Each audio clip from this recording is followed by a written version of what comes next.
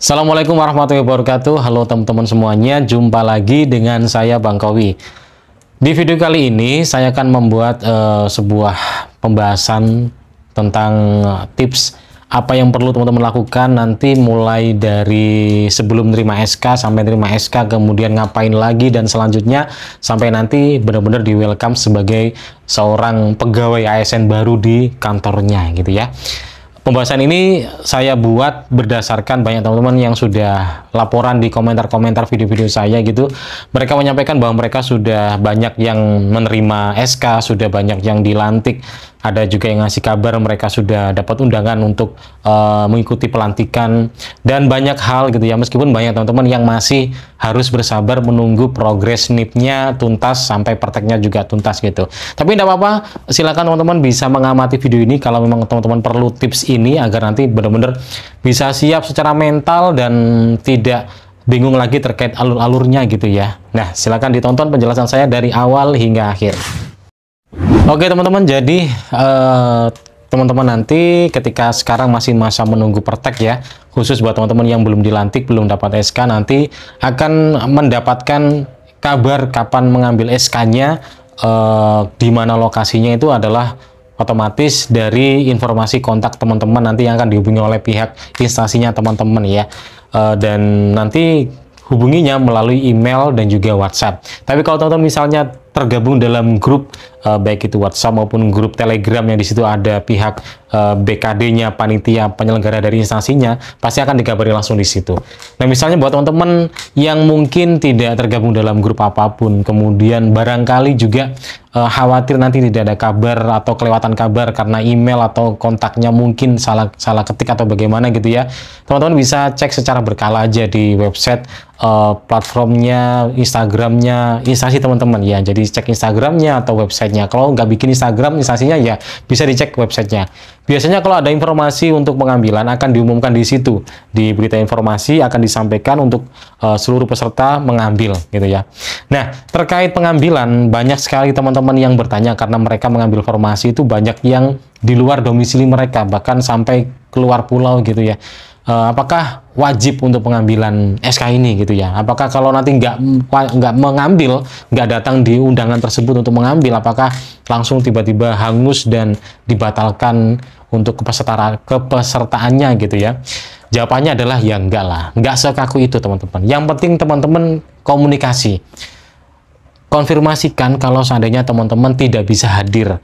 Mungkin acaranya mendadak ya, mungkin 3 hari tiba-tiba hari ini dapat informasi, tapi untuk pengambilannya adalah 3 hari ke depan. Teman-teman dari luar pulau nih, otomatis untuk nyiapin hal lainnya seperti pesan tiket dan lain sebagainya kan butuh waktu ya. Dan kalau waktu semepet itu kan kadang khawatir tidak bisa dapat gitu ya. Dan akhirnya teman-teman tidak memungkinkan untuk berangkat gitu ya, teman-teman silakan konfirmasikan aja ke pihak panitianya kalau teman-teman terkendala di transportasi, akhirnya ya minta keringanan untuk tidak hadir dan hadir di lain waktu untuk menyusul gitu.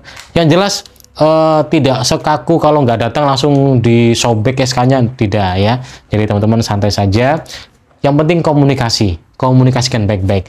Apakah bisa dikirim melalui email untuk SK-nya? Setahu saya SK-nya itu ya fisik gitu ya, karena itu adalah berkas penting buat teman-teman semuanya. Saya nggak ngerti kalau yang ada yang file scan gitu, tapi setahu saya itu semuanya berkas fisik. Jadi kalau teman-teman nggak bisa hadir, biasanya nanti akan ada hari lain untuk teman-teman bisa mengambil di instansinya itu ya.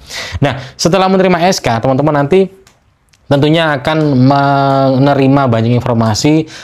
Salah satunya adalah terkait teman-teman nanti akan mendapatkan SPMT-nya itu kapan dan mengambilnya di mana. Ada yang langsung nerima SK sekaligus SPMT, ada yang diberitahu untuk datang ke OPD lain untuk mengambil SPMT ya. Misalnya kayak guru, saya kan guru ya, saya PNS guru, waktu itu CPNS, saya nerima SK di acaranya BKD, kemudian dikasih tahu untuk CPNS yang guru ngambilnya di OPD Dinas Pendidikan, untuk yang nakes ngambilnya di OPD RSUD dan lain sebagainya. Nanti dikasih arah, kita barulah nanti datang ke lokasi tersebut untuk mengambil SPMT. Setelah dapat SPMT, di situ kan tertera kapan kita mulai bekerja. Misalnya nih, taruhlah contoh ini kan April, di SPMT tertulis 1 Mei gitu ya. Nah, teman-teman jangan datang ke lokasi kantornya 1 Mei, datanglah sebelum 1 Mei, kalau bisa 2 hari atau 3 hari lah, untuk teman-teman menyampaikan atau melaporkan bahwa SPMT ini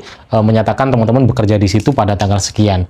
Nah, kedatangan teman-teman di situ sekaligus bisa tanya banyak hal terkait apa saja yang perlu dilakukan, terkait seragamnya nanti masuk bagaimana, kemudian tempat duduknya, tempat kantor teman-teman duduk di kantor tersebut di mana, kemudian budaya kantor tersebut bagaimana, kemudian terkait untuk absensinya, apakah fingerprint atau faceprint, apakah langsung membuat absensi di saat itu, karena kan di tanggal 1 sudah terhitung kerja gitu ya, pasti ada absensi juga nanti.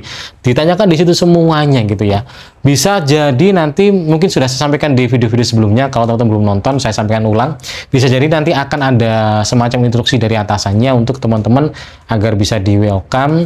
Teman-teman nanti ketika masuk awal kantor akan dikenalkan di depan teman-teman senior semuanya, sambil teman-teman nanti tasyakuran untuk jabatan atau profesi barunya sebagai ASN. Otomatis teman-teman nanti mengeluarkan mengeluarkan untuk biaya tasyakuran, untuk tumpengan atau mungkin kotakan gitu ya. Ada pimpinan yang atau atasan yang seperti itu, dan itu sifatnya tidak memaksa. Kalau teman-teman misalnya keberatan, ya monggo disampaikan atau dikomunikasikan. Saat itu saya ya nggak keberatan, karena saya anggap itu adalah bagian dari tasyakuran dan saya agar bisa diterima dengan baik di kantor. Tapi tidak semuanya seperti itu. Ada juga yang tidak ada instruksi seperti itu, ya alhamdulillah, berarti teman-teman tidak perlu mengeluarkan apapun untuk perkenalan teman-teman. Nah, setelah teman-teman nanti menyampaikan SPMT ke atasannya, mengenali banyak hal, tanya banyak hal, dan udah tahu informasi, barulah di hari pertama bekerja, teman-teman nanti berangkat di situ. Nah, teman-teman nanti masuk di kantornya, duduk di tempat duduknya sudah disiapkan, gitu kan ya. Nah, saran saya ketika nanti teman-teman masuk di situ, karena teman-teman adalah orang baru, dan banyak yang belum tahu kalau teman-teman adalah orang baru, harapannya teman-teman silakan untuk door to door berkunjung ke meja para pekerja yang lain. Teman-teman mengenalkan diri, jangan langsung duduk di tempatnya terus diam aja, hanya senyumin orang di kanan kiri, kemudian hanya ngobrol sama orang di kanan kiri. Tapi kalau bisa semua, karena teman-teman kan orang baru, kalau ada orang masuk kelihatan, langsung aja disamperin, salamin, perkenalkan diri teman-teman, dan beritahu kalau teman-teman adalah pegawai baru gitu ya. Kemudian teman-teman bisa juga datang ke meja satu persatu teman-teman kantornya yang sudah senior untuk memperkenalkan diri. Itu adalah cara agar teman-teman bisa di welcome dengan baik. Ya, meskipun nanti juga akan ada perkenalan sendiri dari atasan ketika mungkin rapat dinas, teman-teman akan dikenalkan, tapi lebih enak secara sosialitanya biar terjalin dengan baik. Teman-teman nanti silakan begitu, biar enak. Nah, ngobrol seenaknya, seluasnya, senyaman mungkin. Tanya-tanya banyak hal, minta bimbingan, minta arahan, karena teman-teman adalah pegawai baru. Nah, kalau udah selesai, teman-teman nanti pastilah di hari pertama itu akan dikenalkan oleh atasannya gitu ya. Nanti atasannya akan menyampaikan ke semua teman kantor yang ada di situ, pekerja yang ada di situ, bahwa teman-teman adalah pegawai baru. Biasanya teman-teman nanti disuruh untuk memperkenalkan diri. Nah, untuk pegawai-pegawai baru yang masih muda banget, yang kelihatannya masih perjaka, masih single gitu ya, masih bujang, itu biasanya jadi guyonan gitu ya, rame gitu. Teman-teman ikuti aja guyonannya, santai aja. Kalau teman-teman sudah berkeluarga, ya sampaikan sudah berkeluarga, sudah punya anak gitu, tidak masalah, dan itu bagian dari pencairan suasana gitu. Yang jelas jangan terlalu tegang, jangan kaku, santai aja. Kalau memang teman-teman gaya bicaranya begitu, ya udah begitu aja, nggak perlu yang dibuat-buat harus public speakingnya bagus, nggak harus kok ya.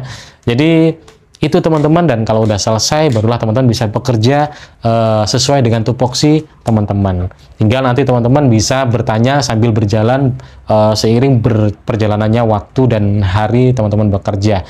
Kalau ada apa-apa, jangan sungkan untuk bertanya kepada rekan kerjanya gitu ya.